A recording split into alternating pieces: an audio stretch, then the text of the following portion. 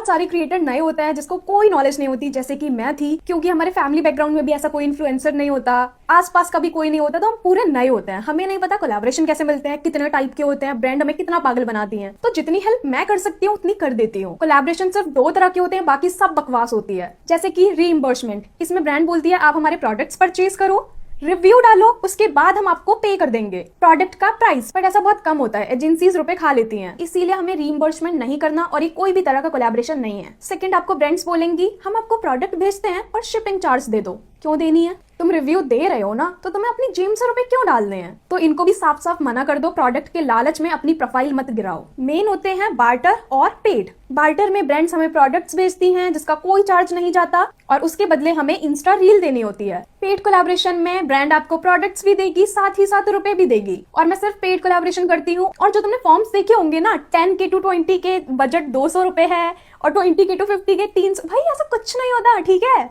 200-300 रुपए, 1000 फॉलोअर्स वाले भी ना ले इतने कम। बट फिर तुमने बहुत सारी रील्स ऐसी देखी होंगी जो कहते हैं हमने 1 महीने में 10 लाख कमाए, जिनके फॉलोअर्स आई गेस 50K या 100K से नीचे ही होते हैं। भाई उतना तो मैं भी नहीं कमा रही हूँ, पर ठीक है, माना मेरे कमर्शियल कम है, मेरे को इतनी नॉलेज नहीं थी कि कितने कम। अच्छा, कमर्शियल क्या होते हैं? वो पेमेंट जो आप ब्रांड से लेते हो एक इंस्टाग्राम रील के। बेसिकली आप अपनी रील के लिए जितना भी चार्ज करते हो। कोलैबोरेशंस मिलते कैसे हैं? एजेंसीज या फिर ब्रांड्स के थ्रू। अगर आपके फॉलोअर्स बहुत कम है, बहुत कम मतलब 500 तो होने चाहिए। और ऐसा भी नहीं है कि मेरी आईडी प्राइवेट थी, अब मैंने पब्लिक कर ली, मैं सोच रही हूँ भाई मेरे को तो कोलैबोरेशन मिल जाएंगे, मेरे तो 1000 फॉलोअर्स हैं। ऐसा कुछ नहीं होता। कोलैबोरेशन के लिए तुम्हें प्रोडक्ट्स रिव्यू की वीडियो डालनी पड़ेगी, जिससे ब्रांड को आइडिया लगे कि तुम उनके प्रोडक्ट कैसे दिखा सकती हो। तो अगर तुम नई आई हो तो अपने साथ वाले इन्फ्लुएंसर को फॉलो करो, उनसे पूछो कि आपको ये कोलैबोरेशन कैसे मिला।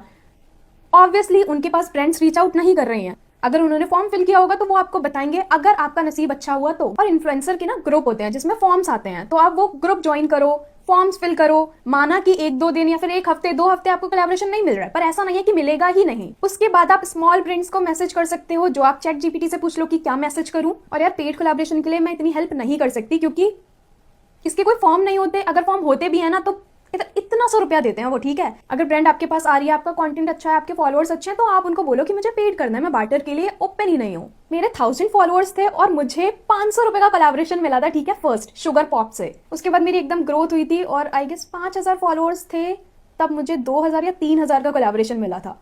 तो अगर आप कंसिस्टेंट हो, अपने काम को लेकर सीरियस हो ना, तो कोलैबोरेशन मिल जाएंगे, इतना डीमोटिवेट होने की जरूरत नहीं है। और इंस्टेंट ना कुछ नहीं मिलता, आपको सब्र रखना होगा। जैसे मैंने जब शुरू किया था ना, मेरे को पता था 2 साल तक मैं